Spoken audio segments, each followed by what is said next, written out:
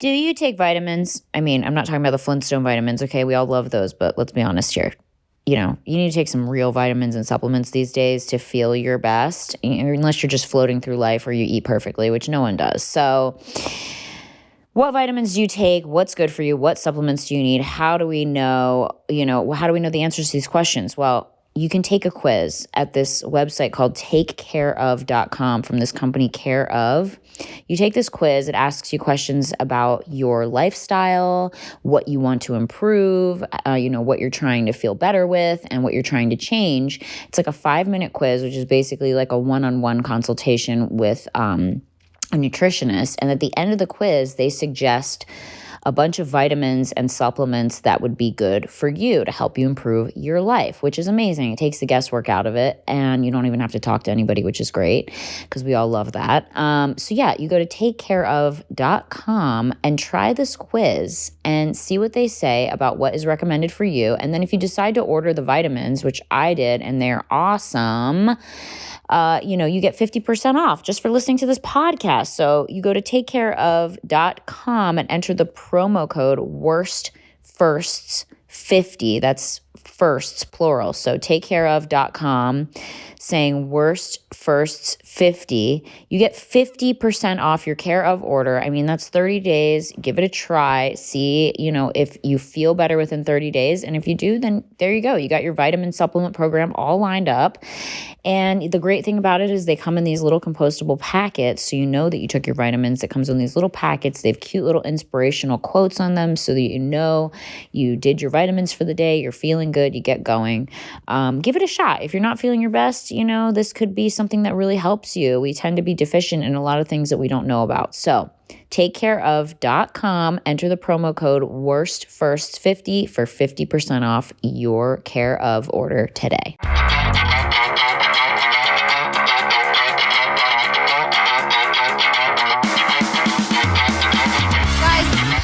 Welcome back to Worst First. I'm so fucking excited today because I have a guest that's actually really been through some shit. And I'm here. I'm not on Zoom.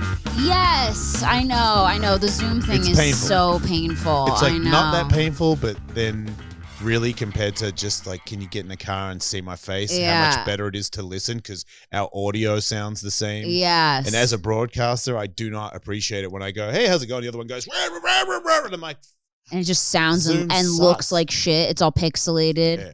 Then people use the weird filters where it's like fake makeup and shit. And you're like, whoa. I'm getting over it. I told my co-host, you need to suck it up. They're super worried about touching people because they're like, especially comedians. Yeah. And I'm like, why? Because they go on the road. I'm like, look, I get, like, I don't want to like touch everyone's butthole or anything, but you don't? Well, I guess I was just trying to bro down with them. Guess I'm alone on that one. I'm such a, ask my wife. I am a butthole fiend. I can't say no to anybody. Oh my God. I'm okay. So bad. Guys, without introduction, Jason Ellis is here. And I'm so excited because I saw you on Ryan Sickler's podcast, The Honeydew, and you've had a fucking crazy life. You're from Australia. You started as a skateboarder. I went on YouTube and watched all your old skateboarding videos. Oh. It was so crazy to see you with no tattoos. Yeah. No fucking gold teeth. God damn it. Hair. I was so handsome. I had it all, God damn it. Stop. So it was so crazy. So you're this amazing skateboarder in Australia. Yep. Then you come to LA. Yeah, no, I moved to San Diego first. I moved to San Diego to be a pro skateboarder when I was 17. Okay. And then took me, I think I came here 3 or 4 times every year. I came for 6 months because back then you could get a holiday visa. Right. And they just let you live here for 6 months. That's dope. I had the first time I came with $50, but my father gave me a credit card to show the government because you have to have $1,000 a month to prove that you're not going to try and get a job there. That was old school before they got way more cutthroat with it. So I just had that 3 years in a row where I was like, I love Disneyland. And they were like, maybe you do. And they just let me keep going. Like, weird how he just keeps coming here with you're like little and less and less money. Obsessed with Mickey Mouse. Yeah. And then they caught me going from Canada to Australia to America, and that's when those customs are way harder than normal American customs. Right. And they're like, we don't believe your story. You need to go to the bank and show us this money, or we're deporting you. So then I lived in Canada for a year. I ran out of the airport and got a taxi back to the city and called these people. pro skateboarders, the Red Dragons that I knew of that ran Vancouver. And they just said, you can live with us, be a skateboarder with us. I lived in Canada for a year until the Bones Brigade gave me an athlete visa. And then I became, after 10 years of being a pro skateboarder, where I became a legal pro skateboarder. So how did you go from that to then, did you do the MMA first or then the radio show? The radio show first, right? Yeah. So then how did you end up getting a radio show? You had the Jason Ellis Show, which ran forever on Sirius. Tony Hawk, straight up. Tony Hawk got offered a show because he's Tony Hawk and the video game was big, and Sirius XM were like, we want to get an action sports radio team together. So they hired him, and he said, I really want Jason to be on there. He's a pro skateboarder who I think is really funny. He's always been a funny guy in skateboarding, and told them I'd be good for it. So I didn't have any idea. And then he was telling them he thinks I'd be good at radio full stop without him. I had no idea that he was telling them this. Wow. And then wasn't easy because they didn't, once I left the Tony Hawk show, they were like, now you're just some dude again. And when you're just some dude at Sirius, they just shit on you constantly. They're like, we're going to give you your own show called The Some Dude Show, where we're going to give you your own show where you're a DJ and you need to shut the fuck up and tell everybody that this band's your favorite band. I was like, I hate this band. No. And they're like, you have to say it's good. I'm like, well, not. And then somehow the miracle in me saying this band coming up right next is the worst band I've ever heard, and they look like pussies. Oh my God. And then I'd play it, and people loved it. Liked it. They were like, dude, this guy speaks the truth. I love truth. this guy, how he just like hates, if he doesn't like it, he just says it. No bullshit. And then I got popularity, and then I was able to tell somebody in New York, I don't want to play music every 2 minutes. I want to just keep talking. And he was like, do it then.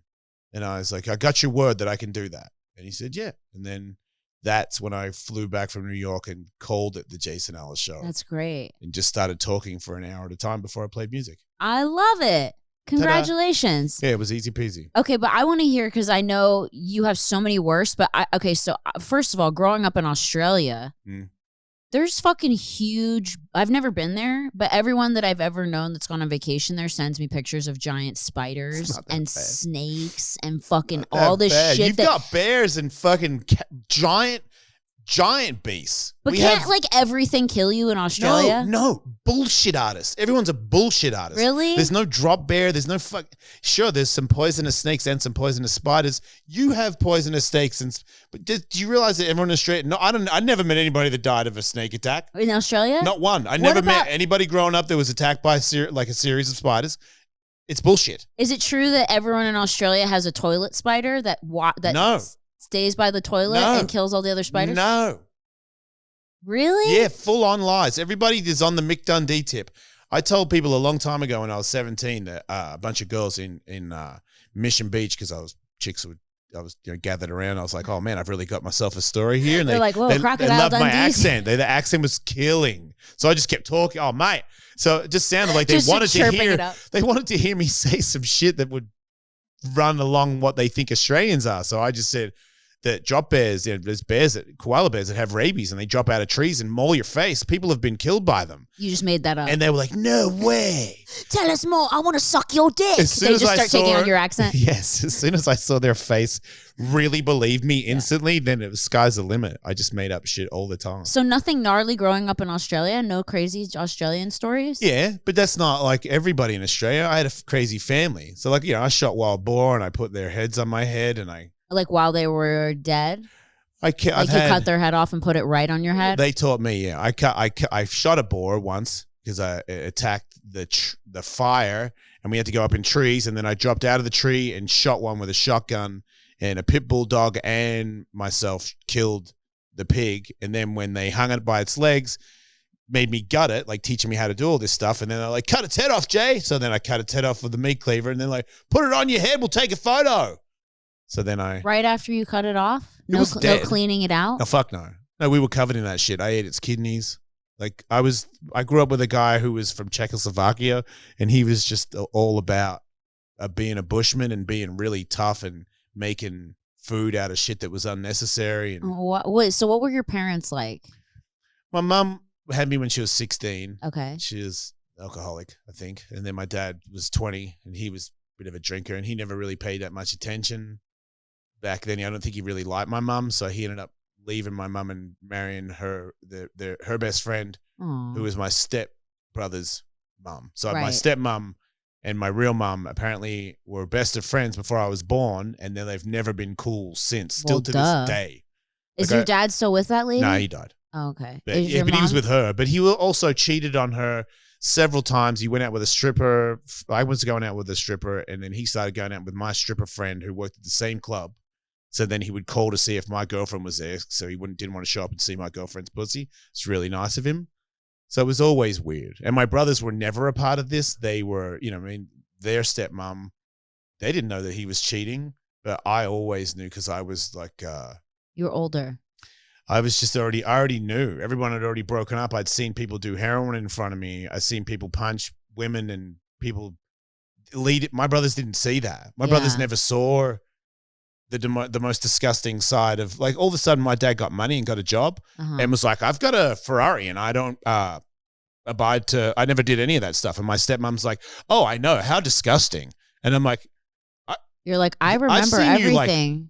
break a gun on a dude's head and snap it in half. And You saw your dad do that? Yeah, like why did he do that? just angry, like fighting each other, temper, crazy, beating So were people up you- all the time. Were you the only kid between your mom and your dad? Yeah. So you saw all the bullshit before they got divorced. Yeah, and my mum had really bad boyfriends. One of them tried to give me meth when I was 10. How did that happen? You were just I was at a party and I wanted to go home. at 10. You were at a party. And my mum, when word got out that she was leaving because Jason's tired, he went into the room where I was watching TV and said, if I give you something and make you wake up, just promise you don't tell your mum. And that's when I knew it was something wrong. So I told my mom, and my dad was looking for him and shit. But people didn't. She tried to defend that.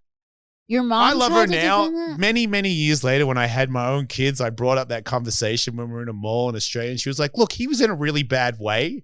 And I'm like, Mom. Oh my! You're like, Mom. He tried to give me meth. I'm like, fuck him. Fuck him forever. No. I mean, he was in a bad place. I'm like, I remember being really dark on her for a couple of years because of that. But she just misunderstood things. She said things sometimes that she doesn't have. I mean, I've been in years of therapy and stuff, and she has no background. She has no parent. She's adopted. She has no idea what being a parent is. And she got pregnant when she was 16 with some dickhead that had no interest in fucking taking care of anything. Right. So she knows little to nothing. And then my stepmom showed up and I started living with my dad and she got super dark about that. And so she's always been, it's more apparent to me when my kids are near her, how toxic unmotherly. she is. No, Oh, it's not unmotherly. she just doesn't Yeah. have any idea. So she's Give her- just- she doesn't even know how to hold it. She's like, If all it right. starts That's crying, she's like, it doesn't like me. I'm like, it doesn't. Not even. I'm like, it doesn't. It's a baby. You have to cuddle it. Yeah, babies Cuddle the cry baby. sometimes. I know it's so hard because I think it's interesting sometimes, like when you grow up in a household with a parent who is very like. I mean, I'm working on my relationship with my mom, so I try not to get into it too much. But I totally relate to you in the sense of having a mom that's very, like they just don't. They're missing that sort of maternal gene, I guess you could call it. Where like they would do anything for their child, that kind of thing. It's more like, oh, it's here, so I just take care of it. You know what I mean? Best I can. And then they kind of like, they put you through really traumatic shit, but then like to them, for some reason, it's not traumatic. They don't realize how traumatic it is because it wasn't to on you. purpose, which makes it less painful to me. Because I'm like, Yeah. my mom didn't say how many ways can I torture my son and tweak him for the rest of his days. Yeah. She just said stuff that tweaked me for the rest of my days. Exactly. The end. And then you tell them later and they almost kind of like gaslight you because still they're haven't- like, no, but I didn't mean it like that, or da-da-da, you know. It's kinda changed funny. now. It's better now. Since I Same, got I've let worked go on of with my Sirius, mom, yeah. she hears the show. She hears the podcast, so she's heard me Wow. talk about her. Does she get mad at you about it? No, I mean, even when the book came out, she was like, you wrote in the book that, my boyfriend tried to give you meth. I was like, am I lying? No. Because if I'm not lying, you can't get mad at me. Exactly. If we really have to relive it right now, do you want me to get mad at you? Because I can fucking do it easy. Because if you did that, my kid, I got an 11-year-old son. You offer my 11-year-old son, you're dead. Yeah. I'm not calling anyone. Yeah. I'm killing you.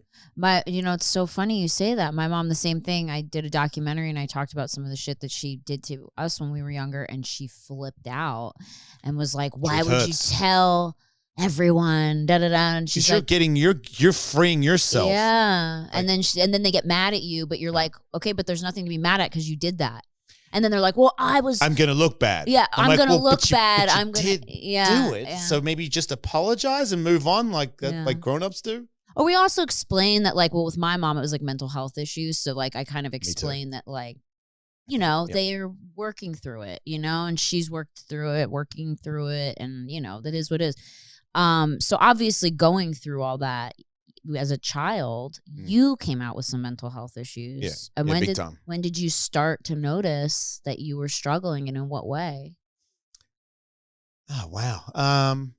Well, probably I definitely didn't fit in at school.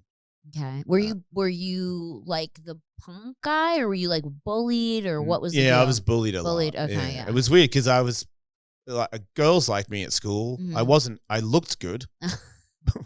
So lame. I wasn't like people go, what the fuck happened? What happened to you? You know what I mean? I never got singled out for that. Like the guy with the fucking glasses. But it was my way of acting separated me. Because I think it was just like, if I still am, if it's a lot of people and I don't know everybody, I don't want to fucking talk. But then if you get me in a spot where it's like, hey, I'll talk more than I've never met anybody that talks more than me. That's great. Well, I probably talk more than you, but I let you talk because this is my podcast. We can talk off if you want. Fucking break this down. Let's go. But no, don't you find that it's kind of interesting when you have to grow up very quickly and then you go to school and you don't relate to other kids because you were forced to grow up so quickly? Do you feel like that knowing was a part that of at the time, yeah, because I didn't understand everybody. Exactly, because you were living this almost adult life, defending yourself, having to be aware of yourself, raising yourself, kind of, and like not take meth from your mom's boyfriend when other kids at school's moms were baking apple pies and you know, being motherly, and they had quote unquote more normal. There was always this facade that everything had always been all right at my dad's house, so I think that really did the most damage because I never really planned on working on myself, and I was pretty sure I was right the whole time. Yeah. It was only later on, I think kids really triggered me to go, oh my God, you guys didn't even raise me at all. No wonder I'm a fucking idiot. And then I copied my ex-wife's parents. I watched them parent and grandparent and was like, oh my. Because they were loving and nurturing. Yeah.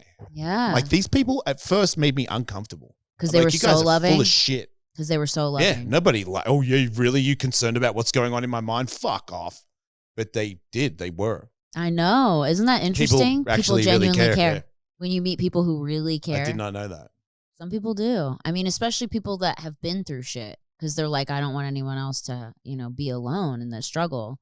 So when you had your kid, so your daughter's 15, your son's 11. Mm-hmm. So when you had the kids, that was when you were like, I'm going to start to go to therapy and start to work through shit? Just my daughter made me grow up. Mm-hmm. Like I just stopped thinking about me all the time because I was very driven on me. Mm-hmm. That's my favorite thing. Still is. It's difficult to think of other things. That's why I haven't had kids. Right. If I had it again, and I probably wouldn't have, because my ego would be like, well, what? Wait, I'm going to put somebody else first? That sounds terrible. I know. And it is. As an egotistical maniac, it's terrible. I'm like waking up, getting my sleep disturbed for a crying baby. Not to mention just if they're worried, I'm worried. Yeah, you're like, ugh.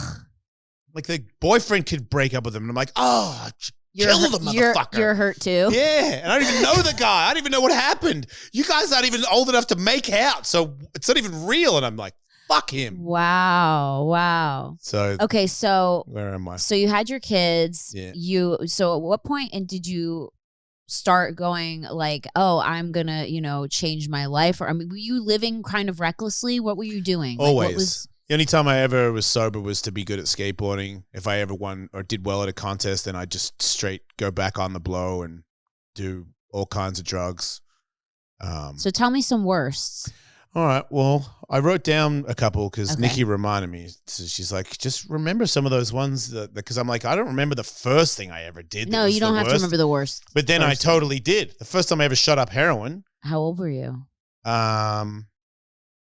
I was older. See, I'd already been in America, and then there was some people. Man, I'll try to do this fast, but you don't have to do it fast. I'm bi. Okay. I don't know it yet, but every now and then when I did a lot of drugs in Australia, I somehow like found myself at gay bars letting people suck me off. That was just a thing I was probably early 20s when that happened. And it was only when you did drugs. Yeah, and I just thought, wow, you're that much of a junkie that if someone's going to get you off, you just want the high at all costs. And I would feel really guilty about it. I would feel like I hated gay people, so I hated myself. I was like, you're disgusting. What are you? What just because you're on drugs, you can let that happen? Why did you hate gay people? Because you were scared. Because I was told to hate gay people. By your parents? Yeah, fags are bad. Obviously, my father was, in my opinion, molested.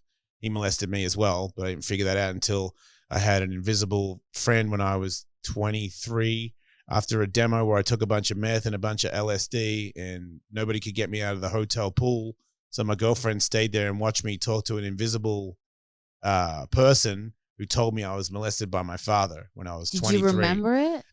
The next day I did. And then my girlfriend called my mom and my mom said, oh, I thought he forgot about that. Your mom knew? Yeah. Okay, wait, there's so much going on. Okay, wait. People lied to me my whole life. You still had a relationship with your dad after he molested you? No, he was I'll say, so when this happened, when I was 23, and I said that, and my mom goes, I think you said it was your dad, but then we realized that the babysitter, he had red hair, and we put it to the babysitter, because obviously your dad would not do that. And then I was staying at my dad's house at the time, because I was in America half the time, Australia half the time. And he said to me, when I got up in the morning, he said, do you think you got molested? And I said, yeah. And he said, do you think it was me? And I said, nah. And he was like, oh, okay. And then we never spoke about it ever again. And at the time, I just really didn't want to talk about it. Like, especially that this invisible man had told me that it was my father that had molested me. I don't want to even fucking do that. Like, my father is my idol. I don't want to think about that. I definitely don't want to continue that conversation.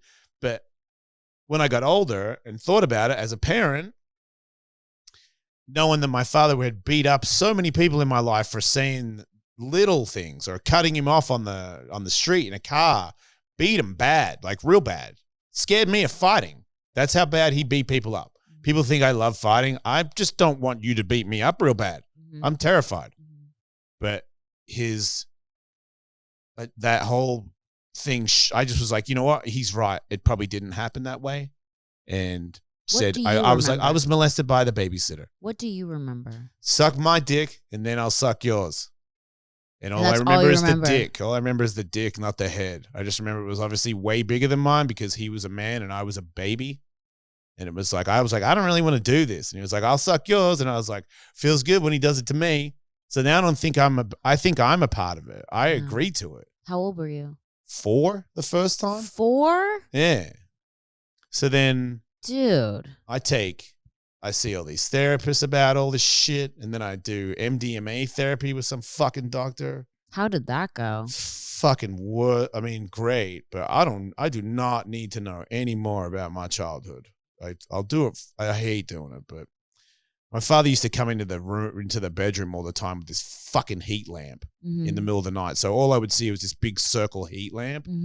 And I would just be on my stomach and I would just pretend I'm asleep and somebody was fucking with my back and I would just ignore it. And then it just happened a lot. And then I started to go under the mattress and then hold my toes and my fingers into the springs of the fucking metal mattress and pull my back off the ground. So I just wasn't in the fucking bedroom. And then when the lamp came, I just cried.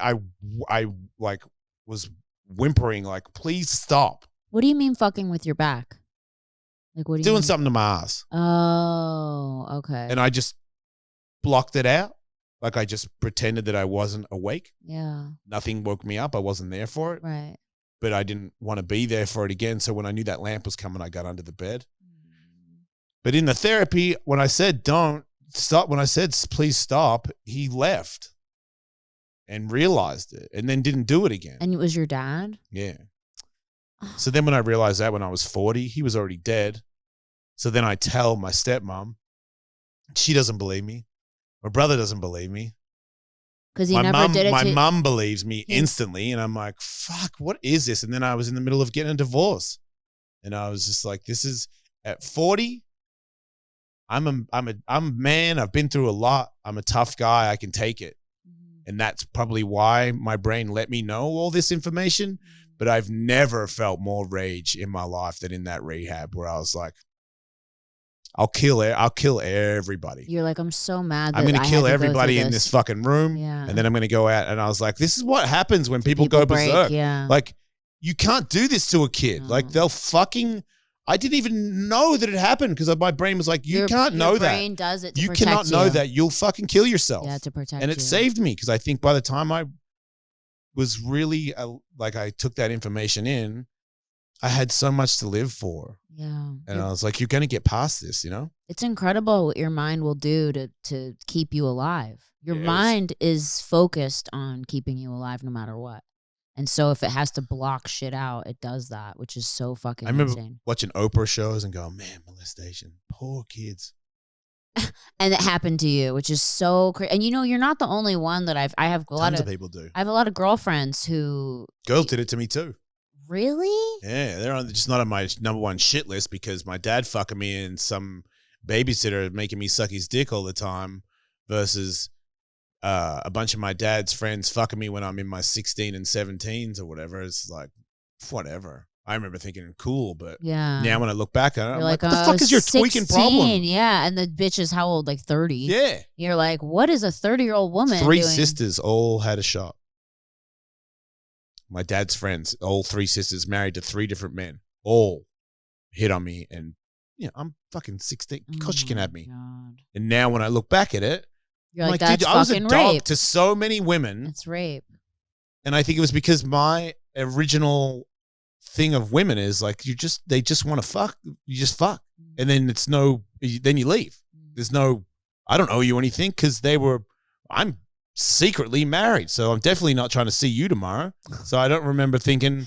Any romance or any, there was never relationship. And my dad was like, at one point he was fucking one of them and I didn't know because he was like, wait, you fucked Jenny last night? And I'm like, yeah.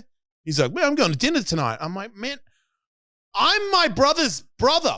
Oh my God. Like, do you not see that? I never said it, but I was like, I don't really like my stepmom. So there was like this thing that he knew because she said some things to me and we didn't like each other, but it was still my brother's mum that you're cheating on. And I love my brother. So it was always this weird. That's hurtful. And your brothers told you that this nothing happened to them. And did that make you? No. Well, I did. Well, that's the other thing. One of my brothers passed away, same year my dad passed away. Sorry. That was really tough. He was only 24. How? He hot-wired a steamroller with his friends out in the bush where my dad died up in the mountains. And they were knocking those poles on the side, knocking them over in the steamroller. And they got to a metal pole, and instead of it tipping over, it rolled the steamroller off the cliff, killed him instantly. He's only 24. So it was like a really... Tragic. That was like probably the worst part of everything because my dad died, and I didn't know that he was the guy that molested me at the time. And then my brother died that year. But that sucks. But all the bad things that happened to me, if I don't quit, it turns around. Like I got better at everything. I appreciated my life more. I worked. I was just a skateboarder. And then I was like, no, I'm going to make it in radio. Yeah. I'm going to get out of this. And then it was all about being famous and being successful. And then once I got a taste of that and met some celebrities and was like, I'm not even supposed to even really be here. Like, I don't even care about the bullshit game. Like I just like doing good things and feeling like I'm achieving shit. I don't even belong in celebrity world. Like I just want to be happy.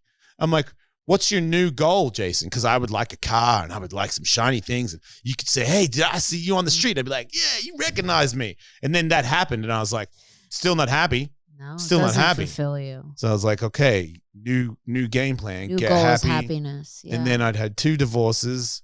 So you were married twice. Yeah. And then my wife now, Katie, when we met, we broke up one time and she said the same thing the other 2 did. And I was like, that's it. It's me. It's not them. It's me.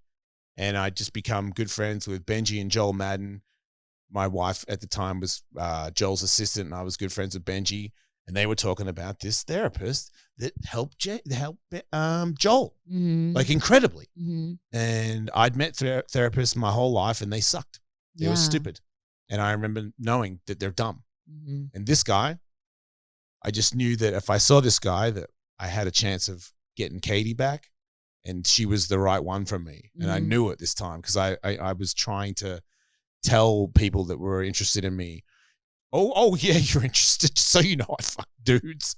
You know what I mean? Like, I'm trying to think of like, what's the worst thing I could say to you to make you realize that you should probably go somewhere else? Okay, so wait. So I want to get to that because we have so much to talk about. Well, because like nobody, and not to like say people look a certain way, whatever, but like, I don't think I would never have assumed that you would ever be bisexual ever. And I mean, like, it's all a facade. It's all facades, and it just terrified little frightened boy. It just Thank goes you to my therapist. It just this goes is all to a big get away from me. I'll kill you. Yeah. I'm actually scared. Help me. Yeah, I mean, we all are. I mean, honestly, I am. Some more too. than others, but sure. Yeah, the ones with trauma. Okay. But so you said you would do heroin. So we're backtracking a little bit. You would do heroin, and then you would end up at gay bars and getting your dick sucked, and like, so you would enjoy that. And then when did you finally become okay and identify as a bisexual? Katie, your wife right now helped you to accept it. Well, the last 2 wives that I had in a weak moment, I told both of them that I'd had a gay experience, and when we broke up, one of them told my good friend Pink and Carrie Hart at a wedding, "Did you know that Jason's a fag?" Oh, really? And then Carrie called me and said, "Just so you know, your fucking idiot ex-wife is saying stupid shit at weddings like that." And I was like, and he was like, "Don't worry about it, dude. Like, I could give 2 fucks one way or the other because Carrie's my real friend." Well, no one but cares. I never told Carrie or anybody, and I wasn't even sure what the real answer was. So when she said that, I just remember saying to myself, don't ever tell anybody ever again, dude, because it's dangerous. And then when I met Katie, I just knew that I tried to make it work with my wife, my baby mama, because I didn't want to be that person that my parents were. Mm-hmm. And I knew that we were just not going to work together. Mm-hmm. So I figured I'd failed. I was really hard on myself. The one thing you could do is be a good dad. Mm-hmm. If you get divorced, you're not as good a dad. You're just not. You can make up for it. I'm not a bad dad. I know I'm not a bad dad, but you fucking gave them a hit. I gave my kids a hit. Yeah. They don't fucking deserve that.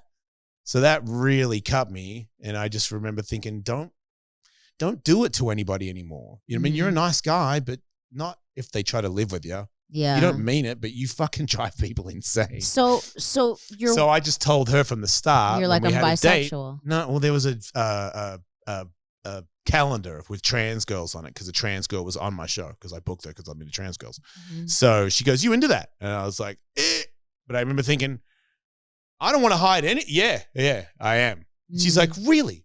Have you hooked up with one?" And I was like, "Yeah." And she was like, "Wow, it's so hot." I was like, "It's hot." And she's like, "Have you hooked up with a guy?" And I was like, "Yeah." And she's like, "Oh my God, that's so hot." And then she told her friends, Nikki and Lee. Yeah. So then Nikki and Lee, oh my God, and Katie are joking with me and saying how cool it is that Jason hooks up with guys. And they opened a Grindr account for me, and they all gathered around. They're like, "Look at all these guys. I want to come over and suck your dick." And they're all laughing about it. And they're like, "You got to get that guy over." And then that's when I did these guys would come over and they would suck my dick. Okay, so and then they go, thank you, and leave. And I'm like, what the fuck was that? I didn't touch, no reciprocation. Yeah. And I told Katie, and she's like, "No, you're lying." And I go, "I swear that's what's going on." So then as I had a dog cage in the living room. We put a blanket over it so Katie could be in the dog cage and they couldn't see her. And then she would watch these guys do this with such... And I had some sort of like golden nectar that was like rejuvenating them or something. Like thank you. So you don't like to do stuff to the guys, you like getting stuff done to you. Okay, so now you're both. This is, at first it was very a man driven. Like, I'm the man. I mean, I'm still the dominant one, but I'll give you mine.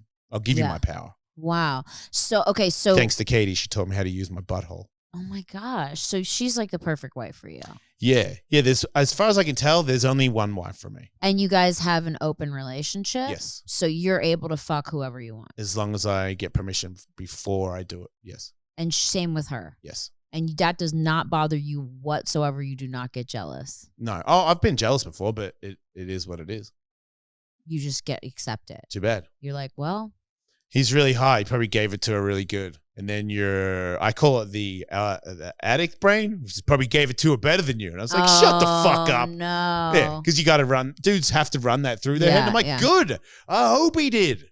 Like, well, if I go hook up with somebody, does she hope that it's terrible? No. Right. Like, it's supposed to be really good. Even if it is the best sex ever, you're not her.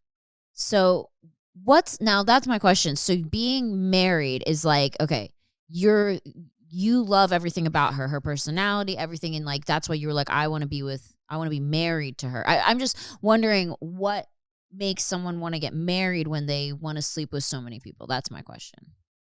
I don't think married means that much to us. I think it's like a legal thing I think that part of her really doesn't care. And then a part of her old school part would like to be romantically married. She has hopeless romantic tattooed on her forearm. Are you not romantic with her? I am, but I'm bad at it. Why? I try, but because I'm bad. I thought I explained I'm a nightmare to live with. I do romantic things. What did you do for Valentine's Day? We don't do Valentine's Day. Okay, so what's something romantic that you think you were bad at? Okay, like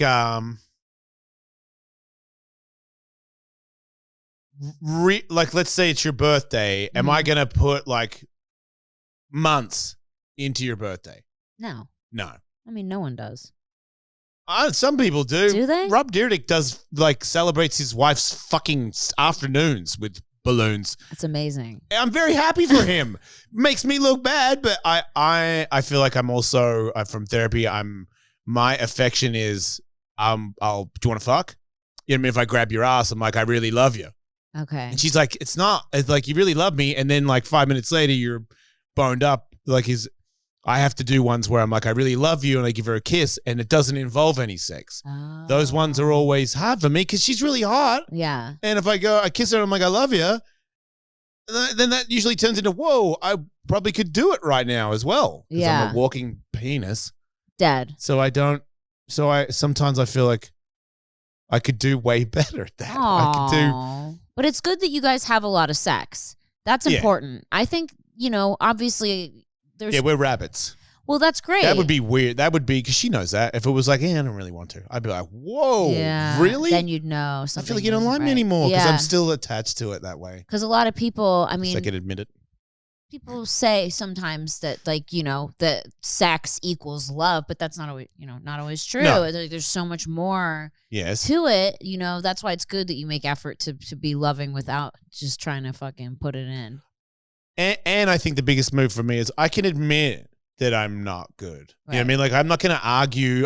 Bullshit. I fucking planned that out. Like, fuck. Aww. And she knows I hit my head a lot. I smoke weed all the time. So, like, for me I got to really think about my kids' birthdays, like the dates, because I forget everybody's dates. Or like my wife's, she used to always ask for the first 5 years we dated, what's my middle name? And I'd be like, it's Janet. You'd forget? Yeah. Stop. And then she would do it on purpose and I'm like, that's not fair. Like, you're doing it to a brain damaged person. Oh. You know what I mean? Like, you're like, hey, Jason, what's my middle name? And I'm like, I don't know my middle name. What the fuck? How come I'm in trouble? I don't know. I think I'm Terry. Like, I don't. Oh my God, I'm fucking dead. Okay, we're gonna take a quick break, you guys, and we'll be right back. We do sometimes. Nice. We might have one, we might not, but we'll be right back with Jason Ellis. Stay tuned. Thanks again, everyone, for listening to another episode of Worst First. This episode is brought to you by Ana Luisa Jewelry. And if you haven't heard of Ana Luisa Jewelry, then you are missing out, because let me tell you, as a little Italian jewelry gypsy queen that I am, I'm obsessed with this jewelry. It's spelled Ana Luisa, which is ANALUISA, Ana Luisa Jewelry. And it's analuisa.com, and you get 10% off if you use analuisa.com/worst. So that's www.analuisa.com/worst. You will get 10% off. But before we even get to that, I'm just saying, This jewelry is amazing. Okay, why is it amazing? Because they offset 100% of their carbon emissions, starting with the sourcing of the raw materials all the way to the disposal of the pieces. Another amazing thing about it is that they're long-lasting pieces. You're not going to end up with green jewelry, because that's all our worst nightmare is buying some dope, gold tone jewelry, and then all of a sudden it's green and we are like, what happened here? What is going on? Why does my finger look like I have a disease? So the cool thing about Ana Luisa is they offer a 365-day warranty to replace or refund any piece of jewelry that doesn't meet your expectations. So that's amazing. You don't get that when you order from a lot of companies. You buy these expensive pieces of jewelry and then, your finger turns green or it starts to wear and not look good. So they offer a 365-day, an entire year warranty on their pieces, and their jewelry starts at really fair prices, like $39. So what are you waiting for? I'm obsessed. I'm going to model some of the jewelry. I'm waiting on my pieces, but I am obsessed. I mean, they have really cute stuff like, these little, they look like safety pin earrings, but they're gold tone. They have like a bunch of necklaces that are layered, so you don't have to like worry about your necklaces all tangling. They're already come in a layered set. They have ear cuffs, which I love. I have my ears pierced all the way up, but I love adding more so I don't have to get my ears pierced again. So yeah, so if you're interested, you love jewelry, you're going to head to www.analuisa.com/worst for your 10% off, analuisa.com/worst, and get y'all jewelry on, girl. And guy, whoever else, whoever you are, get your jewelry on. Are you taking your vitamins? Are you taking care of yourself? I mean, we all need a little vitamin and supplement to help us. And I only know this because I used to not take vitamins and I felt like absolute poo-poo caca all the time. And now I take them and I feel a little less poo-poo caca, which is great for me. I will tell you that. I get a lot more done. But how do I know what company do I believe in? What vitamins do I take? How do I know what I need? Well, there's this company called Care Of. What is Care Of? Care Of is a wellness brand that makes it easy to maintain your health and wellness goals because they customize your vitamin plan and supplement plan to help you feel your best and support you in the long term. Well, how do they do that? How do they know what I need? You go to takecareof.com and fill out their online quiz. It takes about 5 minutes where they ask you questions about your diet, your lifestyle, your goals. What do you want to feel? Do you want to feel better? Obviously, you want to get more sleep, whatever it needs. And then you take this quiz. It's basically like a one-on-one consultation with a nutritionist. And then they recommend all these vitamins and supplements for you.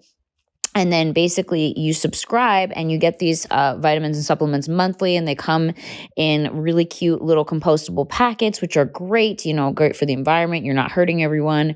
You know that you took your vitamins because they come in a packet and you take one of these packets every day that's full of your vitamins and your supplements separately. So yeah, it's basically really great. You want to head to takecareof.com and enter the promo code WORSTFIRSTS50 for 50% off your first Care Of order, which is takecareof.com. Enter the promo code WORSTFIRSTS50 for 50% off, guys, half off, okay, to try some vitamins, Care Of, and supplements. I mean, do it for a month. See if you feel better. If you don't, then whatever, but at least give it a try. So I took the quiz at takecareof.com, and I actually love taking quizzes. I used to take quizzes for fun when I was like 17. Okay, younger. Okay, older. Anyway, I took it and it was really fun. And the supplements that they recommended and vitamins they recommended, I've been taking, and it's made a big difference for me. So if you want to try it out, you can head to takecareof.com and check out the quiz. It's like a one-on-one consultation with your own nutritionist. The great thing about it is that, you will be able to tell. Within 30 days, I definitely noticed that I felt better, or, we'll see how you feel. So yeah, go to takecareof.com, take the quiz, see what they recommend. It's very cool. And yeah, give it a try. You get 50% off. It's takecareof.com. Enter the promo code WORSTFIRSTS50 and get yourself feeling better today. Okay, we're back. Okay. Wow. Did you need a minute? Because I can give you one. I'm just so intrigued. I just love asking all these questions. Okay, so we were talking about how you're bisexual, you're married. Like, do you find yourself? Because I always feel like when someone's bisexual, I'm bisexual. So with me, always find you tend to lean more towards one or the other. It's like I tend to lean more towards liking men more. Like it's not even, but I mean, it just depends. Do you have an even attraction to men and women, or is it more women? Yeah. Exactly. So like for me, it's more men, but I love women too. So it's like, it goes both ways. There is now a new element now that I bottom every now and then. What? Well, girls don't have penises, so. And guys have things in their butt, like that you can get an orgasm from. Of course. So like the prostate. Yeah. So when guys hit that the right way, girls can't do that. No, they can't do that to you. So there's a thing that guys can do to me that my wife can't do. Uh-huh. And I think at first that was a little bit of a thing, like, oh yeah. Yeah. And I'm like, well, I guess you could do it. She was the person that did it first. She used to do me with a strap on. Yeah. That was I never did any of that stuff because I was just like, I'm not getting AIDS. Did she introduce that to you? She fucking made it all. She spent at least 6 months putting a finger in my ass and making me drink Chardonnay or taking half a Xanny, and I could not do it. So you could relax. I would be like this. I'm like, how many fingers? And she'd be like, I haven't got half of one in yet. And I'm like, oh my God, I feel like you're ripping me apart. I hate that. Yeah, so it took a really long time. But now you're like the Grand Canyon down there. Yes, I am. I'm a gaping whore. Thank you for bringing that up. I actually wrote down my first there was a little worst. Echo going. It's just your fucking your gaping asshole. I'm like, what's that echo in the room? Oh, never mind. It's Jason's gaping asshole. That's great. Oh, shit. Love that for you. She taught me how to wash out. So with the enema, here's my first worst for you. Okay.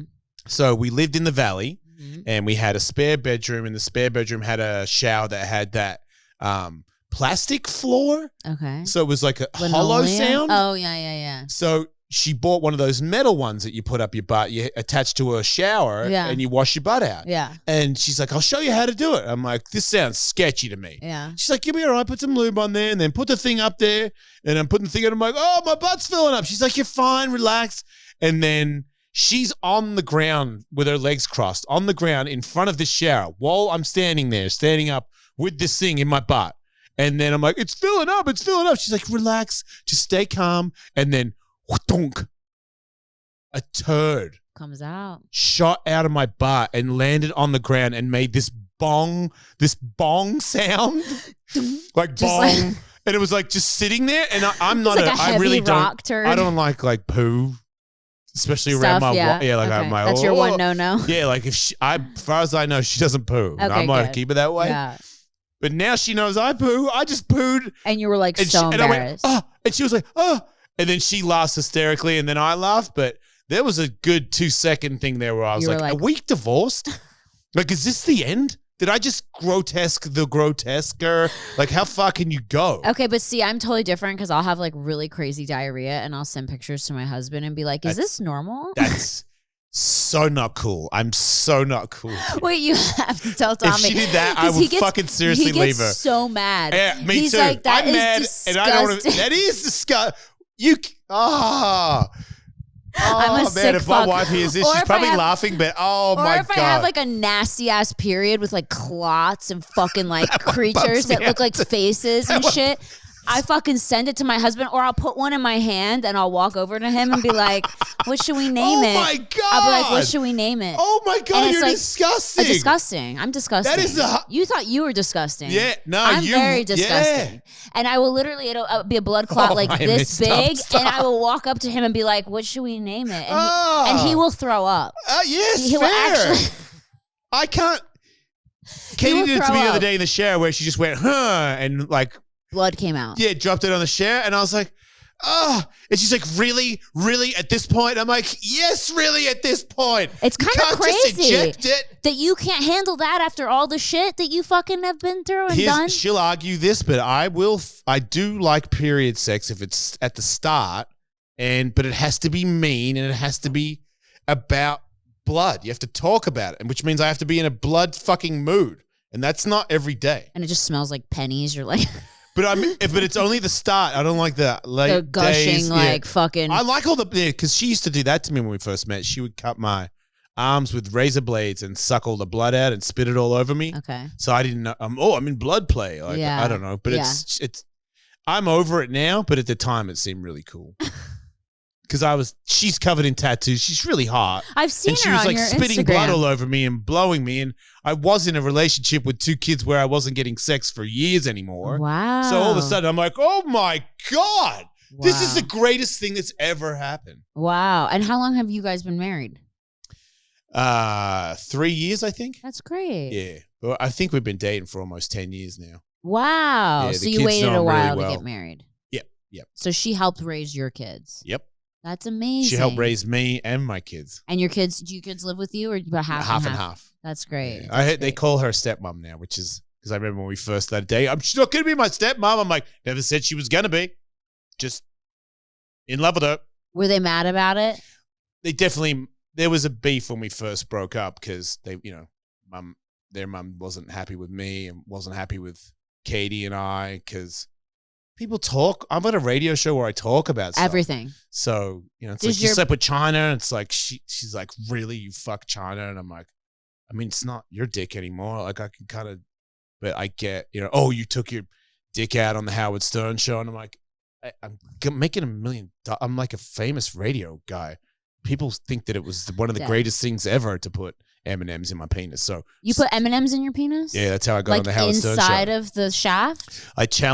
I'm uncut, so I challenged a guy that works at the Stern show who's uncut to who could put the most M&Ms in their pouch. Was it you? Hey, I'm like your husband. I'm packing. I love that. So I beat him by what he did 25 and I did 50. That's amazing. Have you heard and then about Howard Stern thought I was cool because I put M&Ms in my your dick. Of I didn't course, think it was a bad move. That's all you need to be cool to Howard Stern. It really is. How many M&Ms can you put in your dick to get on Howard Stern's radar? The next time I came, I put nipple clamps all over it, and George Takei took it off and kind of like gave me a bit of a gay hand job. And he was like, Sturban's like, that's the funniest thing I've ever seen. That's the best I did on the Stern show was that day. That's amazing. That was probably my radio highlight. I love it. Yeah. So, okay, do people slide into your DMs now that you're always constantly, both, right? Guys, both sides. Girls. Remember that Living Color song, Everybody Loves You When You're Bi? Yes. Yep, that's me. So what does does your wife get mad? What does she say? No. Does she cool with it? She get mad at bitches trying to do some sly shit. Okay. But I don't answer that. I get to have sex with anybody I want. I don't answer to sly shit. So what's like, hey, what's up? I'm like, fuck off. I'm not answering that. What's sly shit? What's the difference between wanting to just fuck you? When some hot chick says, hey. That's weird. Who does that?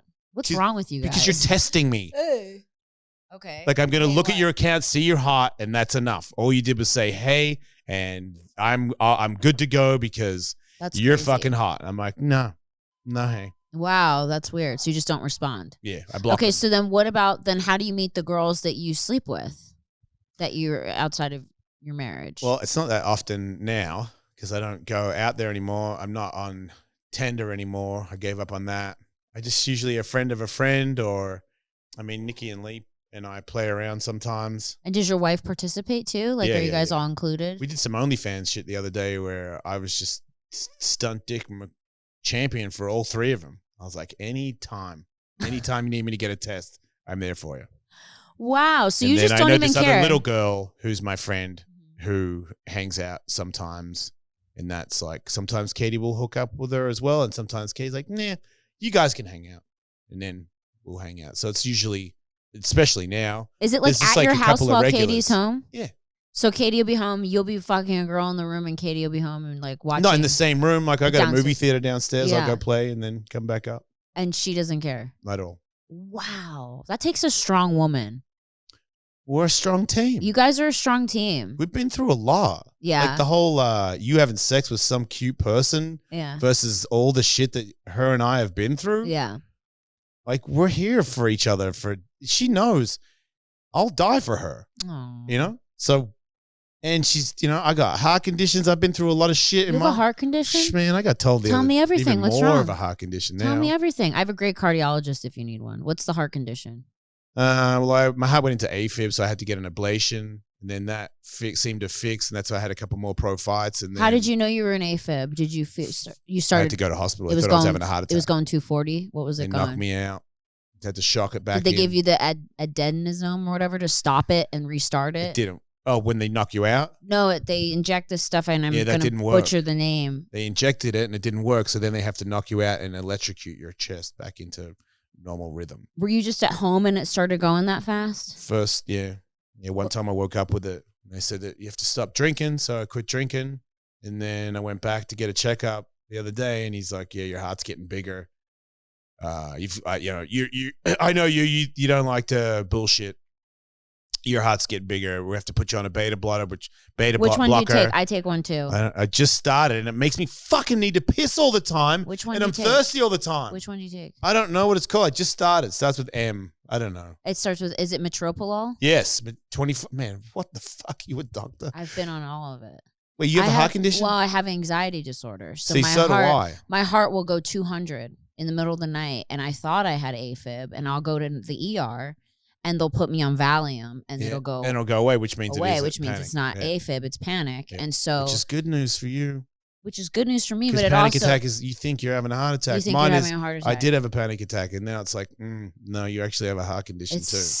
Now that must make your anxiety worse. The last week, I mean, I got better the last couple of days, but the first week of him telling me that I'm gonna have a heart replacement in the next 20 years, or I'll slowly suffocate to death. And I was like, all right, I'll see you later, doc. And then, But you had the ablation and you haven't had the AFib. Yeah, but he's like, this is going to come, it's going to come back now. Like you've got a heart condition. This is a thing that you're going to have. Are you taking your beta blocker every day? Yeah. And you take it at night before bed, right? I take it in the morning now. You take it in the morning? Yeah. It makes me tired through the day. That's what I'm saying. Take it at night before bed. I take mine before bed. Oh, okay. I take Bistolic. That's a great one. I've been on Metropol. I've tried propranolol, but it was all making me very tired. Yeah. And then Do you get thirsty? Very thirsty, urinate constantly. But that's also part of anxiety. I can't do long distance driving anymore. It's part of anxiety too. I pissed in an Uber last night with a blanket over my dick. It happens. I had to. Yeah. Well, the thing is the heart needs to get rid of the water. Yeah. So your heart, you need to just your body's just trying to get it out because your heart doesn't like it. Doesn't like having too much fluid. But so yeah, that's crazy that, I feel you. I feel you on that, but I'm glad you had the ablation. That's like amazing. So you don't have to at least worry about your heart going fucking 240 anymore. It can still do that, he said. It can still do it, but you haven't had it happen since you had it done. When did you have it done? Well, that's not true. I have had it go in again. Yeah, I got it shocked out like 6 months ago. Okay. So you really He's like, if you don't drink anymore, you should be fine with that. And then I went back a week ago and he was like, what about coffee? I still drink it. I saw you say no coffee. Don't Jason. drink. I drink coffee every day. Jason, you gotta stop. Look, it's bad for your heart. I mean, this is anything that's gonna speed your heart up. Caffeine, fucking any uppers, you gotta get rid of, dude. I know it sucks. And listen, I'm tired 100% of the time. My husband makes fun of me because I sleep probably more than anyone because I don't drink any kind of stimulant or anything. I don't take stimulants. I fucking am just tired constantly. But do you eat sugar? Keeps my heart from going very little. Because that's another thing that gets your heart going. I barely even eat chocolate, and I love sugar. I have to. If you change your diet, this is what's coming. Everything that I like is everything getting taken away. Well, here's the thing: if you can change it in a way that, okay, so there's certain things you can do, and I've only learned this just because I've been dealing with the fast heart since I was like a little kid. I would go to the hospital because my heart was going 200 when I was little, and it's all anxiety. So they've looked at my heart 1,000 times, but there's things you can do. Okay, so in the morning before you eat anything, if you can, do you like celery or no? Celery? Yeah. Sure. Okay, and plus, it'll make your cum go further if you're interested in that part of it. Yeah, I am. Thank you. So you can go further. If you drink it. Well, yeah. Basically, the secret is I thought Kegels made it go further. Celery and pineapple juice will make your cum shoot insanely far. The porn star guy told my husband that. I forget his name. I know who it is too. Okay. I'm not that guy. I don't know porn stars. But he told my husband that, and so my husband was like, "Oh, you're drinking." Okay, so anyway, so celery juice. If you drink a plain, if you have a juicer and you can juice a plain 8-ounce glass of celery juice every morning and drink that before you start your day, that'll help because that calms the body. The vitamin K is very calming for your heart. And that's a great way to get the body going in the morning. And then just take it easy. You'll get energy from it. If you stop drinking caffeine, you'll eventually start getting energy from other stuff. But you're going to be tired for a month. Is decaf okay? I'm tired for a month. I'm tired every day. And you still drink coffee. Yeah. Imagine not drinking coffee. I just don't answer to tired. Like, I don't answer to tired. I don't answer to pain.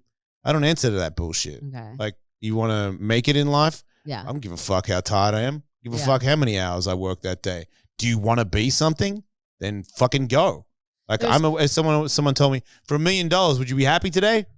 I'm like, what do you mean? It's like, if I gave you $1 million cash, but you just had to be happy all day, could you do it? Yeah. I'm like, fuck yeah, I can do it. He's like, then you can do it. You can do it whenever you want. Yeah, that's a good point. Even if you're faking it, you're not really happy. Well, I don't know. This is great. Sometimes I get, like even today in that car, I'm caught up in stuff. I got things going through my mind. I don't want to be shit on here. You're not shit at all. You're the best. Whatever. So good. But I have to worry about it before it happens regardless. Right. And then I'm like, wait a minute. Tony Hawk gave you a Lotus. Yeah. Shut up. Start laughing right now. Start laughing. And then I started laughing down the freeway and I'm like, this isn't fake. This is what it's, when you stop laughing, you fucked up again. Go back to just always thinking today you're in a Lotus that Tony Hawk, the greatest skateboarder ever. Yeah. And you're a skateboarder and he's your friend. Yeah. And you guys got a podcast coming out together because he's your friend. Yeah. This is a great day to be you. Not, man, my back's sweaty. I hope I don't fucking say anything too stupid on this podcast. That's so funny because they say that a lot with people with anxiety disorders is like, so if you have a negative thought or you're like, oh, I'm going to fuck up, what's the opposite? Instead, you got to talk yourself I'm going to up. do fucking great. Yeah. I'm going to fucking not be nervous. I'm not going to have a panic attack. I'm not going to go and have a heart attack. You know what I mean? It's a constant battle. Constant. Because there's the dark guy in there always saying the bad thing. And I always grew up that kind of helped. There was a time there where I'd be like, you piece of shit, get the fuck back up there and make it. Because I get angry to make that skateboard trick. Yeah. And now it's like you've beat yourself up enough. I'm a piece of shit. Like, Jason, you piece of shit, get up there and do a great podcast? No, Jason, you're a fucking champion. Yeah. Get up there and shred like you always do. Yeah, or you're the best and you don't even need to worry about it. The podcast is going to be great. Check you out. Right? That's what you got to say. Maybe that after I do some celery juice, that'll kick in. Can I have decaf? Okay, so... I'm leaving. All coffee has caffeine in it. Even decaf does. But I prefer if you can have decaf over coffee. But one thing my doctor told me, anything that's going to speed your heart up, sugar, caffeine, try to avoid it. It'll feel better. You'll live longer. You'll get to fuck as many people as you want for longer. I know, exactly. So you don't want to fuck when you're 70. Well, then if you're checked out, then do whatever you want. Have you been to a Korean spa? Oh, wait, you're a girl. If you go to a Korean spa, because I used to go to Korean spas before the pandemic. Yeah. They give you the happy ending, right? If you don't, in Korean spa, everybody's gay and they all try to suck you off in the steam room. What? Yeah. No. Oh, yeah. In LA? Girls are like missing out. Like regular one?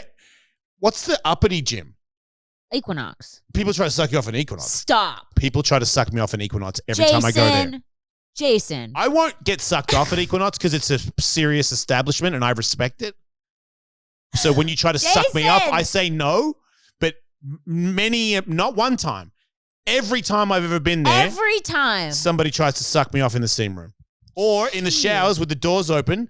Dude has the door open and he's jerking off, looking at me in the shower on the other side. In Equinox. What's up? In and Equinox. I'm like, shut the door. I'm like, at Equinox. Voda Spa. Okay, I've heard of Voda Spa. Very classy establishment. Yes. I used to go there with my friend Dingo. No one's ever tried to suck me off there. Somebody tried to suck me off there the last time. How does it happen? They just start staring at you? Or maybe you're staring at them. Nice. I see what you...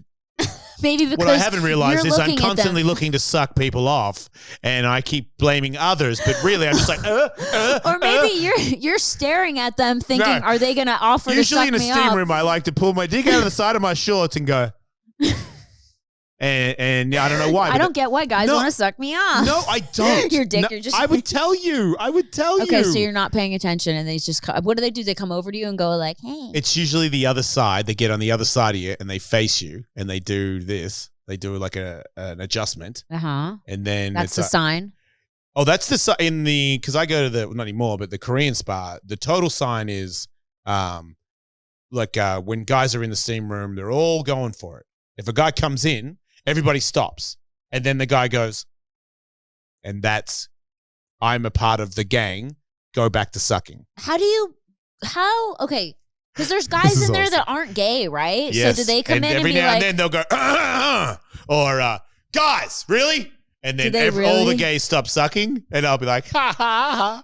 Like, I've done it before where I'm in there and I'm meditating. I'm not in the sucking mood at all. And someone's just grabbed my leg, and I've gone, hey, the fuck off me.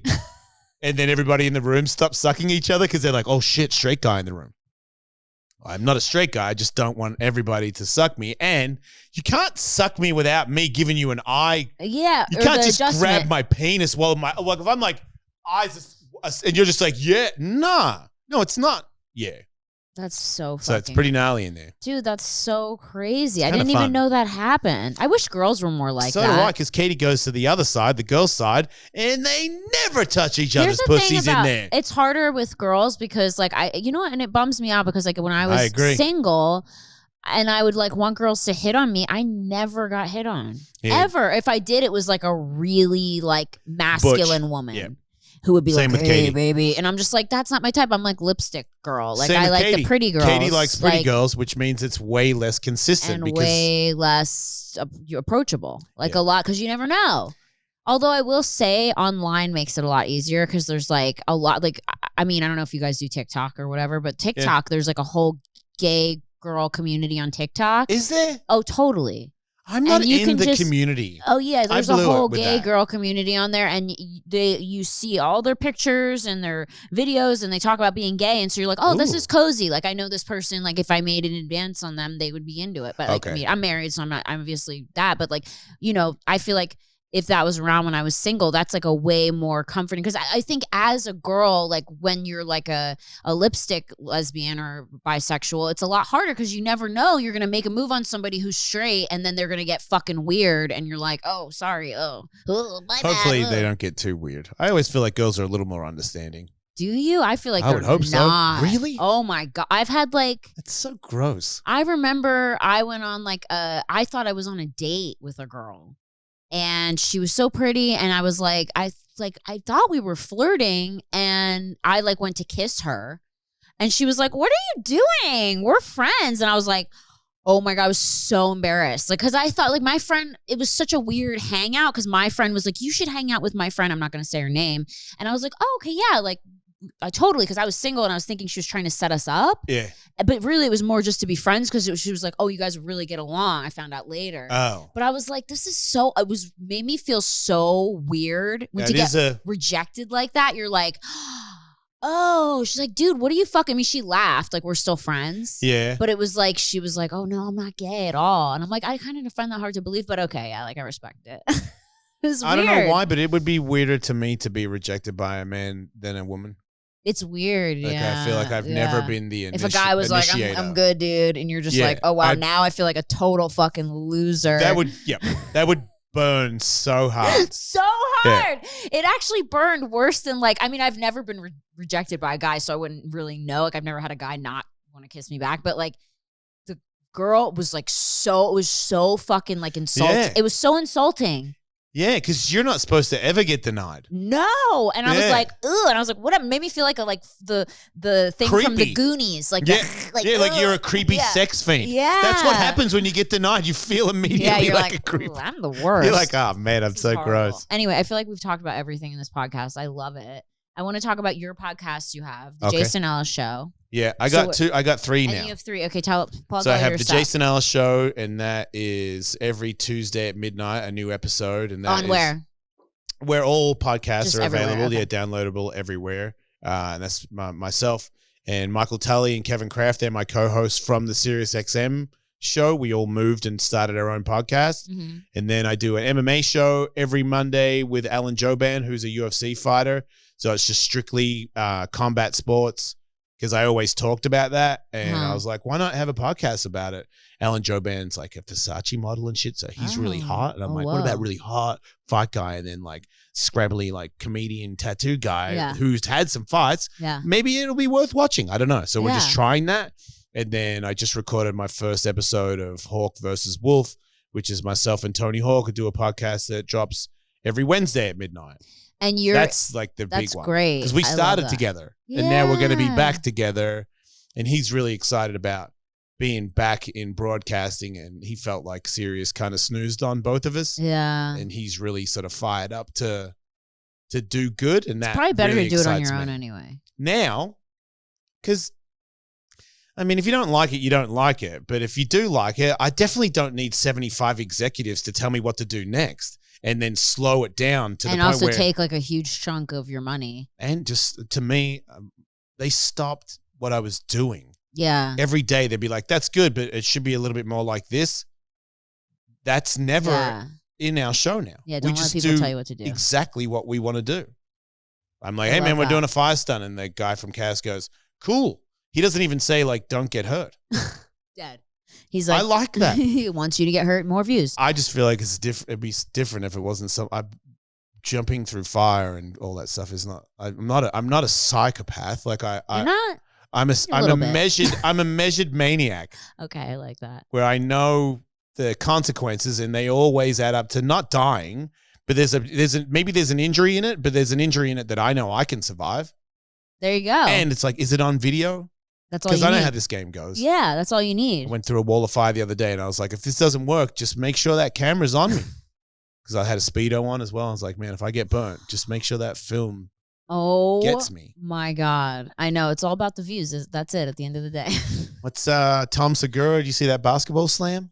No. I love it's Tom the Segura, greatest though. slam. It really. Oh, when he broke his arm? Yes. Oh, yes, of course. So he tried to dunk, and instead of dunking, oh my God, dude. That was I didn't even know it was humanly possible to be that uncoordinated. Fucking arm was like. You know, his knee exploded on takeoff, and that's why he fell backwards? No. So he blew his knee out before he left the ground. Then he landed with his arm.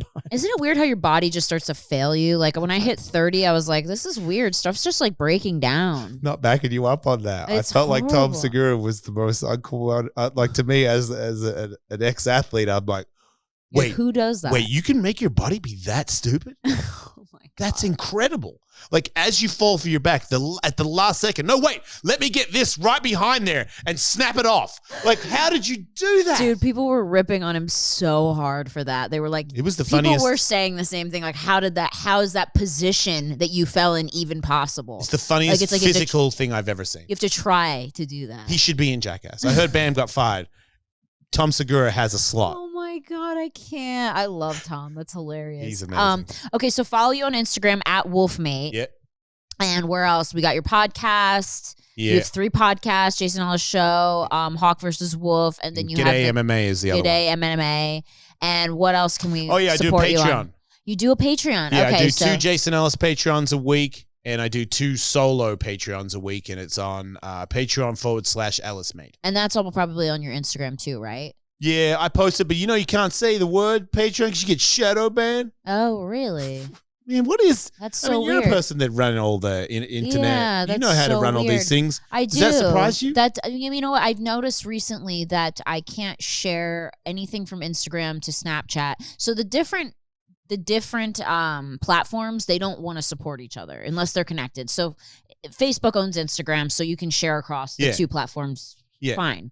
But if you try to share something from Instagram to Snapchat, they don't want it. If you try to share something from TikTok to Instagram, they don't really like it. And if you start sharing too much, you'll get less views. Yeah, I used to get like 4 million views a video on Instagram. And then when if you go back to my videos like from like 2000 and probably like 18 even, like my videos get over 1 million views on my videos. And then as soon as I started using other platforms, my audience got cut literally by like the amount of people they let see your page. You get it's punished. So yeah, shadow ban technically. If I started using other platforms, I started using other things to make videos, and then that was it. Then it was like, okay, we're only going to let like 50,000 people see your video or 100. Instead of 1 million. I'm so sick of hearing about how the person that has it all is taking your last piece.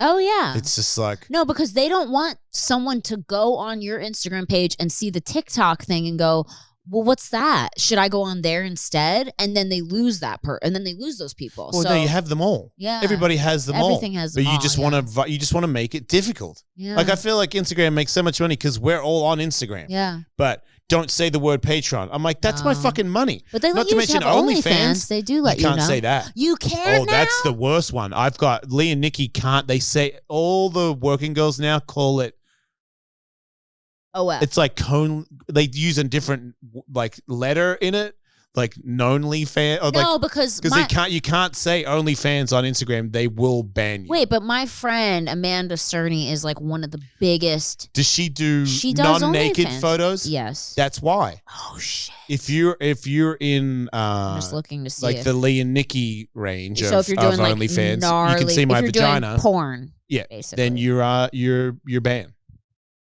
Oh my God, that's the rules. Yeah, because I'm looking at Amanda's page. She says, I've also, I don't know the facts of it, but I know that it's like, yeah, man, it's for sex trafficking. I'm like, yeah, from what I hear, sex trafficking is thriving more than ever. And now girls that actually want to do sex work cannot do it. So all they did was figure out a way to fuck over a bunch of people that do it and aren't on drugs to get paid for sex work.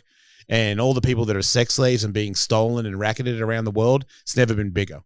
okay, so that's 300 million a year. crazy. You know that? No. Apparently, it's the number one money-making illegal business in the world today. I can't slavery. believe that exists. And it's mainly children. Ugh. Yeah. In the United States. No, the world. Just around But there's the a guy, whole world. Tim. I almost had him on my show, but he was busy. But he was an FBI guy, and now he has his own organization. Something railroad or whatever, where he goes around the world saving. Oh, I think kids. I've heard about that, like the Underground Railroad. Railroad. Is what it's called. That's right. And he has like 8 kids, and they're all like from around the world that he fucking personally saved them and adopted them. Like, he's an amazing man. I tried to get him on my podcast. That's incredible. He just sounds like such an amazing person, but he also says that nobody wants to talk about it. Nobody in the media wants to report or admit it that it's happening. There's 30 million sex slaves in the world today, and there's government people that are in on it, and celebrities and all Apparently kinds of people that like to hook up with. It was just horrible. When the earthquakes happen in third world cities, all the places where the kids go, what's it called when you don't have a parent anymore? Like the orphanages. The orphanages are in on it.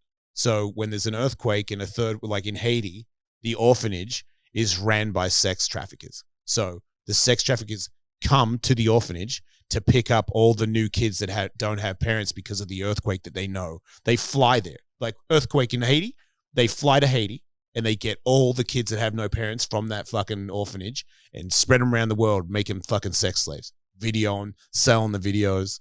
And it's like, I'm for Trump, I'm for Biden. I'm like, you're all fucked. There should be only one thing that everyone should be working on right now, and that's like 30 million sex slaves kids are set free. But they're not.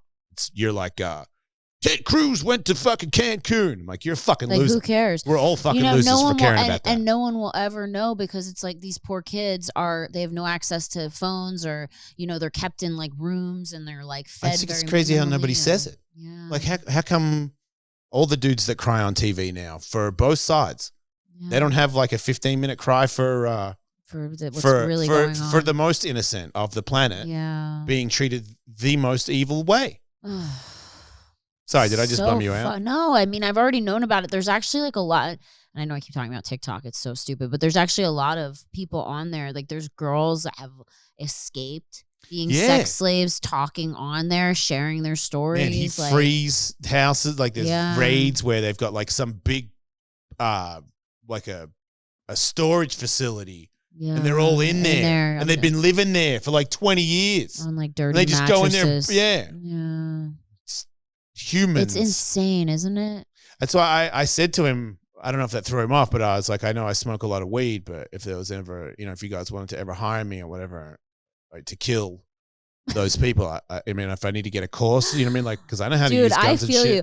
I could retire from podcasting and do that. I could do it for the people that eat the dogs in other countries, that fucking take dogs, and the Yulin festival in China where they take literal like full breed golden retrievers and dip them in boiling water while they're alive and melt their skin off. Oh my God, we're both ruining each other's day. You realize that? And eat them. This is fair though. If you look up the Yulin dog meat festival, you will be sad for the rest of your life. I won't. And the dogs are crying and they fucking cut their feet off and they eat them. And I could go in there with a machine gun and just gun down all those people.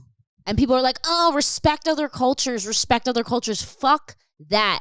Eat some fucking green beans. Eat some fucking rice. If don't you put eat a fucking in golden retriever. Water, I don't care. Or if you put a cow in boiling water, I'll shoot you too. I don't even really fuck with meat You don't? anymore. Not really. My husband and I just recently, I have been slowly getting away from it, but I just recently was like, man, I can't do it because I love animals so much, you know? I just bought all fucking plant-based shit because I just can't do it. Hurts me. And you don't need it. And it's way better for you. And it's better for you. Like people are like, oh, I need protein. Like there's fucking protein in it, guys. Like it's plant protein is seeds and nuts and vegetables. People don't realize plant protein is way better for you than animal protein. Not to mention the trauma that animal went through. I believe that when you ingest that trauma, you ingest that pain. I feel that way. I feel like if you're not lifting weights all the time to get really jacked, you don't really have an argument on why you have to have meat. And people always like supplements and stuff like that. You get like red meat dreams and shit. You're like, what are these fucking nightmares I'm having? You ever hear about that? Red meat dreams? You ever eat like a fucking big steak and then go to bed and have fucking crazy dreams? I don't think I really dream that much because I think I dream, but I think I've smoked so much weed I don't remember it. Blew your brain out. I think so. You're so lucky. I have fucking crazy dreams every night. And then you wake up with them in your head and they fuck with you all day? I wake up really tired because I think I like astral project in my sleep. I like go places. What's astral projected? When I go to sleep, I go places. Oh, cool. So wait, that's not cool. I mean, it is, but it's really tiring because I'll go to weird worlds. Like I'll go to Japan. That's awesome. But it's not always fun. Sometimes it's scary. Oh, they're like chasing where you I'm and being stuff? Chased. Oh, okay. Or I have to fight somebody or there's snakes. Like last night I had a dream and I always remember them and it's so fucking crazy. I had a dream last night where I was in a basement in Japan. It was dirty and I was playing a board game with a bunch of Japanese kids and I didn't speak their language, but we were all hanging out and then there was a snake on the ground and it slithered up to me and it bit me and they were all saying like bullhead, bullhead, bullhead and it meant like it was poisonous. Yeah. And I was like, well, fuck guys, I got to get to the hospital. I got bit by the... Anyway, just crazy dreams. Just no wonder they you don't have make sense. anxiety. Totally. So that is an anxious dream. I can never turn my brain off. I don't even get to rest when my brain is sleeping. I have never. You smoke weed? I used to, but I have schizophrenia in my family, and my doctor was like, "Stop smoking weed because it'll trigger it." Yeah, but I use CBD. That helps me a lot with, and obviously micro amounts of THC in it, but that helps me a lot. But you know, I did back in the day. I smoked weed all the time, but then I feel like it started to helps get me weird. so much. It also with makes all the my things that it makes happen. my antidepressant not work as good. You're on antidepressant? I'm on one. Yeah, I quit all that stuff. I did ayahuasca and got off all of it. What were you on? I don't one? Remember. You don't remember the name of the antidepressant you were on? Paxil, Prozac, Cymbalta, Celexa, Wellbutrin, Effexor, Lexapro. Lexapro. There you go. Had brain zaps when I got off it. Yep. Yeah, and which made me really dedicate myself to getting off it. Yeah, it's because once I started to, when someone explained to me, "Oh, that's just brain zaps. That's what you get when you go off Lexapro," and I was like, "No." But you know what that's not cool. Do you know why that happens though? No. Because when you're taking Lexapro, it's increasing your serotonin, and so what happens is your brain is so my therapist or psychiatrist basically explains it like this. So you have these little divots in your brain, and your serotonin fills the little pockets in your brain so you don't get depressed. When you don't have enough, the little pockets remain empty, hence causing depression. When you have an SSRI like Lexapro, it's dropping extra into those. And then when you cut it off, it goes back to no little balls in the pockets. And then your brain starts to fucking short circuit because it wants the serotonin because your brain's basically lacking the serotonin. Shit. It's all chemicals. It's all such work. It's such work. But when I don't take I'm on the lowest dose of Effexor, and I've been on Effexor since I was 16. When I'm not on it, I'm fucking the worst. I can't leave my house. I'm scared. Well, that's ridiculous. Yeah, so and it's an easy choice. Exactly. For me, it was.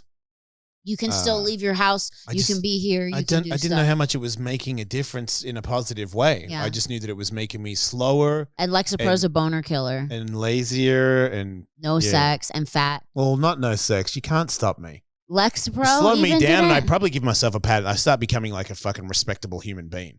Because I'm like, I don't have to do it right now. I already did it today. Like instead of like, like Katie's like, how many times you come today? I'm like, I don't know. Come on. How old are you? Almost 50, 49. Are you? And you still haven't slowed down at all? No. You still have a lot of testosterone. 4 times yesterday. That's crazy. Yeah. And that's when it's going, 4's too far. That's when I go, what time is it? Man, how old are you? Like, when is it going to be?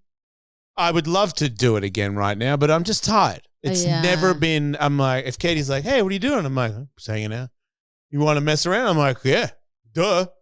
Like, just I could be, I'm just trying to think of like a situation that I'm in where I'm like, not right now, babe. I'm a little like, no. There's never. You've never said no. To her? Fuck no. Aw, that's true love to me. Well, it's not. I should say it's true love, but she's really hot. Aw, she's hot. She is really hot. Really I saw hot on your Instagram. to me. Yes. Like, I feel like she's not the textbook, like whatever supermodel, but to me, I've always been into people for different reasons. Like, whatever you think is the hottest thing in the world, I get it. I'm not saying it's not pretty. Certain people where I can tell wouldn't be classified in a magazine as the hottest person, but I am all about it. You like that person. Yeah. There's MMA fighter girls where I'm like, the hottest chick ever. Really? And people are like, dude, chick is whack. And I'm like, I'm in a point in my life where I can go, yeah, this girl to me is a 10 out of 10. Yeah. And people go, Jason, her nose is like pushed off the side of her face. And I'm like, yeah, she's a fucking warlord. This chick is ready to go. That is a different angle for me. There's different things that I like about people. Sometimes I like real big, large ladies, like big. Was really? Yeah. The largest lady? Like what are we talking? Over 400. Wow. Mm-hmm. See, that's great. It's like fun to play. It's well, like you like people who they are, kind of seems like, right? Yeah, or I their feel energy. like I have sex with people that I really enjoy having sex with that you in school would make fun of me.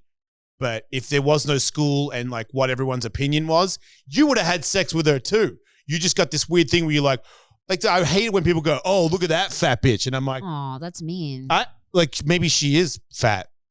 I think she's cute or not. Like, I know really hot chicks where I'm like, never. I would never. Really? Who's the hottest chick that people? Okay, who's like the chick that people all say? Okay, someone that everyone thinks is hot, and you're like, okay.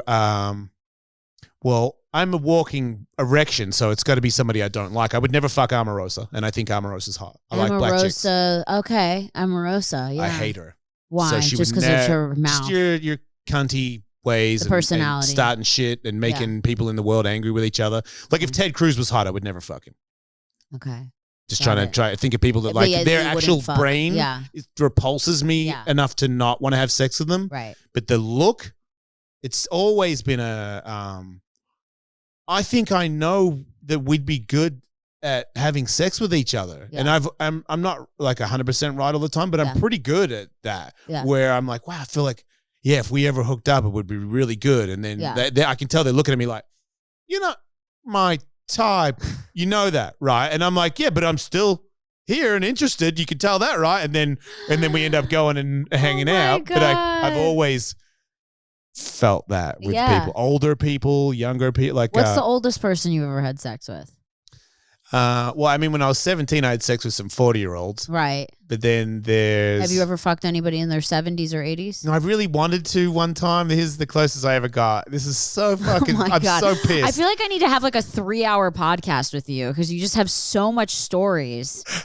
What the fuck, I was married Jason? to my other wife, my baby mama, and I was at a supermarket. This is when I lived in Santa Monica, and we're at that really cool supermarket. Mm-hmm. Some different... One. Nah, some other, I don't know. Whole Foods, whatever. Some kind of Whole Foodie thing. And this older lady, like really old, like 80. Uh-huh. She goes, I think you're really handsome. And I was like, oh, wow, thank you. And she goes, you look like that one actor. And I'm like, oh, yeah? She's like, yeah, the English guy. I'm like, oh, wow, which one is that? And she's working with it, and she's following me. I'm like, oh, it's adorable little lady. She thinks you're the guy, yeah. Jason Statham. And I'm like, oh, that's cool. I'm like, that's awesome. And then she's like, I've always wanted to mess around with a handsome man like you, but my time is gone. And I was like, that's not necessarily gone. You could be all right. Like, I'd be interested in it. And she's like, would you? And I was like, yes, I would. Really? And then I talked about it on the radio. I asked my wife if I could. Did you get her number? I asked my wife if I could ask if she wanted to like watch me jerk off or something. Because you wouldn't want to fuck her. I don't think she might die. Yeah. I don't know. Maybe I'm wrong, but it seemed like I could potentially. Can you imagine if she died? No, I could not imagine that. Do you want me to? Dude, that would be the fucking worst. Really? Just on your dick. You're a murderer, and you're dead people are on your penis. She went out happy. Yeah, I mean, you could say that to her grandchildren, and they would hopefully believe you. You killed grandma. I look like I would kill a grandma, no you know? more $20 bills on those Christmas cards. Oh my God. Because grandmas always just give you like $20. You're like, what am I supposed to do with this? That was so cool when they did that. I know. So sweet. Dude, I've loved having you here. I usually only do an hour, but we've been here for fucking an hour and 20 minutes. No, I love it. I'm going to use all of it. We're going to do 2 parts. It's great. Cool. No problem. It's been fucking fantastic. And I want everyone to go follow you and listen to your show. I mean, they probably already do, but. No, they don't. It's new. Okay, so it's new to my audience, but I'm sure you just got a whole bunch of new listeners. I hope so. So you this will be seem like great. a cool person. Yeah, I'm okay. I don't feel like people that like you would hate me. We seem like I don't hate you. You seem like I would like you if we weren't. There's no hate Here. Everyone's real mellow that follows And your friends are my friends. Yeah. And they speak highly of you. Aw, I love them. I think they're great. They love you too. Dude, that's so fucking crazy. I'm just so glad. This has been a very enlightening and fucking fun time. Oh, I love it. It's so fun to have people on that actually have shit to say. Oh, okay. Well, then anytime, because I got plenty more where that came from. You should come on my show one time too. We just go another 4 hours dead. Yeah, I would love to. I'll be on anytime. I'll come. I'll come to Hermosa Beach. When all this shit is. Yeah. I should get one of those. You know, I made a circular one for my friend, a co-host, and I dressed him like the Pope, and we put him in a little Pope mobile. Stop. On the studio. Oh my God, I'm so fucking dead. It's fun. We'll have guys, make sure to go follow Jason Ellis. This has been a really fucking awesome, fun podcast. I'm sharing the shit out of this everywhere. You can find him at Wolfmade on Instagram, and obviously he says 3 other podcasts multiple times, so if you can rewind and listen to that. But fuck, dude, I've loved having you here. Thanks for having me. Yay! And stay tuned next week for another episode of Worst First. I don't know if it'll be as good as this one because this was a fucking jam, but we're gonna try to top it. All right, guys, we'll see you next week. Be good.